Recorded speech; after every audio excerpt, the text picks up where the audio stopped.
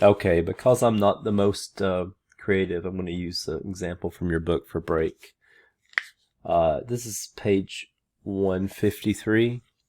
It's a loop that's kind of buried probably in the future value sample application. So I had to add a little bit to the code segment to make it work because these values are probably defined elsewhere. The how many months there are and the initial values of all these things I needed to like establish before we actually ran it. But if you notice, this is the body of the loop. It has this break in it. So this is what we're going to show. You've seen break already with switches. They're kind of required there, unless you're doing all fall throughs or something. But anyway, they're a standard part of it. I will say that though the break, which does exist all the way back to C, it's kind of got a weird history. So what I mean is when I learned from Jane Wallace Mayo, UT, when I was an undergrad, she hated break. So the idea was that programming syntax had just come out of a stage where they had what was called spaghetti code. You had like lots of subroutines and go-tos and stuff, and it was kind of hard to follow. The structure was not there. C, the way C is designed, it allows a lot of elegant structure to it, so you can sort of always know where you're at in execution. You can trace fairly easily. But if you add a bunch of go-tos and breaks, which did exist, and go subs, long jump, whatever, there are all kinds of things that break you out of where you're at and send you way off somewhere else. So some people frowned on using breaks at all, and I still have that built in. I try to avoid breaks when I can, but honestly, once you get comfortable with the language, they're perfectly fine to use in specific situations. You could rewrite this loop to avoid the break. You'd have to add some more conditionals and stuff and move some things around, and it would do the same thing, but breaks sort of like your brain understands it easier once you know what it is. So I'm just going to explain what's going on in this particular loop and let you, just so you guys know what break does in a loop. It's not just in loops, by the way. Break will take you out of the structure you're in as soon as it sees it. So this break will take you out of the loop.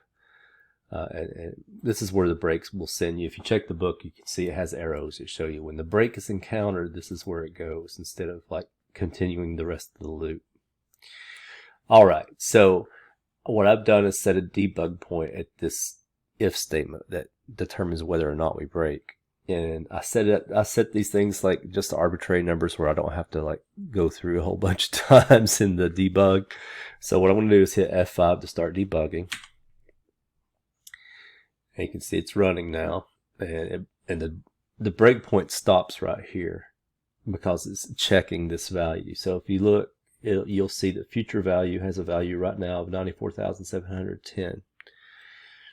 And you can also see what the values of these other things are. I'm going to hit F11 to step through this. And you can see what happens is apparently,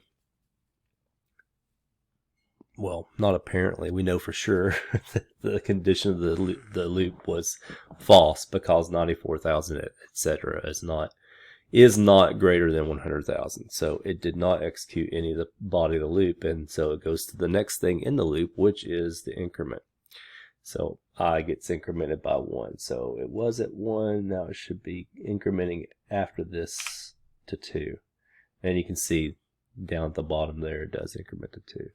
And so on. So it goes up, tests the condition of the loop. This is just, just for loops in general, this is a good thing to go through, is debugging, see how loops actually execute. So it does that check. Is I less than the number of months, which I think I set to like arbitrary 100. That's true, so it executes the loop. So it does this mathematical calculation. Then it checks against the condition again. So 99,655 is still not greater than 100,000. So it skips out, increments I by 1 to 3. Then it checks the beginning of the loop to see if 3 is still less than 100. That's true, so it does the calculation. You can see before the calculation's done, think of it this way. When you get to that point with the yellow arrow, as you step through, it's saying, okay, this is the state of things before I execute the statement I'm on. I should clarify that. So future value right now is 99,655. But once I hit F11, it goes past that statement, and that means it executes that statement. And now if you'll check, future value is 104,848 plus change. That is greater than 100,000, which means that it will go into the if statement's body. It'll set this message for the console. It'll hit the break, and what does the break do? Now watch closely here. This is the whole point of this video lesson. It skips over the I++ and goes straight outside of the loop to this console.writeLine message. If you hit F11 here, let me see if it'll let me drag this over. Here's my console window. It was waiting over here the whole time. It actually writes that line. Value is too large. And then if you step through, this should be the end of the program. So I hope that did two things. Mainly the lesson was really about break and how it works in loops. But also I hope it helped you understand a little bit more about how loops work and the flow.